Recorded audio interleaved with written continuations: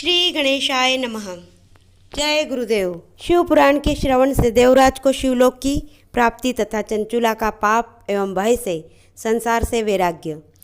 श्री शौनक जी ने कहा, महाभाग सूत जी, आप धन्य हैं, परमार्थ कृत्व के ज्ञाता हैं। आपने कृपा करके हम लोगों को यह बड़ी अद्भुत एवं दिव्य कथा सुनाई है। सूत जी, कलयुग में इस कथा के द्वारा कौन कौन से पापी शुद्ध हुए होते हैं, उन्हें कृपा पूर्वक बताइए, इस जगत को कृतार्थ कीजिए।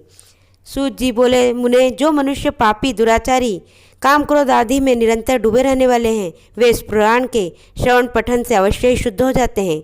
इस विषय में कोई वो नहीं है जिसके श्रवण मात्र से पापों में पूर्णतया नाश हो जाते। वे भी इस पुराण के श्रवण पठन से अवश्य ही शुद्ध हो जाते हैं, जिसके श्रवण मात्र से पापों का पूर्णतया नाश हो जाता है। पहले की बात है, कहीं की रातों के नगर में एक ब्राह्मण रहता था, जो ज्ञान में अत्यंत दुर्बल, दरिद्र, रस बेचने वाला तथा वैदिक धर्म से विमुख था। वह स्नान संध्या आदि के कर्मों से भ्रष्ट हो गया था और वैश्यवृत्ति में तत्पर रहता था। उसका नाम था देवराज। वह अपने ऊपर विश्वास करने वाला और लोगों को ठगा करता था।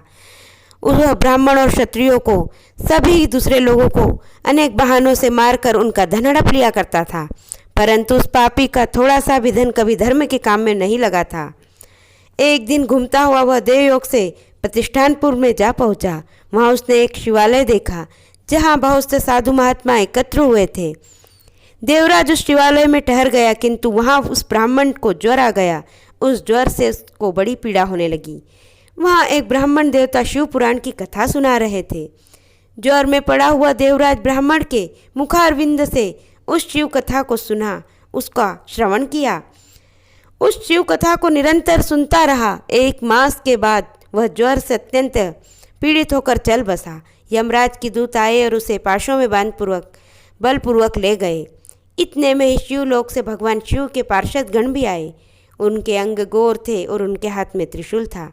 वे क्रोधपूर्वक यमपुरी में गए और यमराज के दूतों को मार पीट कर बारंबार धमकाकर उन्होंने देवराज को उनके चंगुल से छुड़ा लिया और एक अद्भुत विमान में बिठाकर जब वे शिवदूत कैलाश पर जाने लगे, तो उस समय यमपुरी में बड़ा कोलाहल मच गया और उस कोलाहल से धर्मराज आए।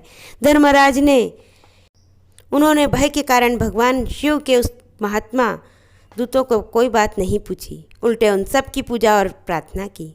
तत्पश्चात वे शिवदूत कैलाश को चले गए और वहां पहुंचकर उन्होंने उस ब्राह्मण को दया सागर सांब शिव के हाथों में दे दिया। जय शिव शंभु। कथा सुनने वाले सभी श्रोताओं को इस शिव पुराण का बड़ा पुण्य मिले।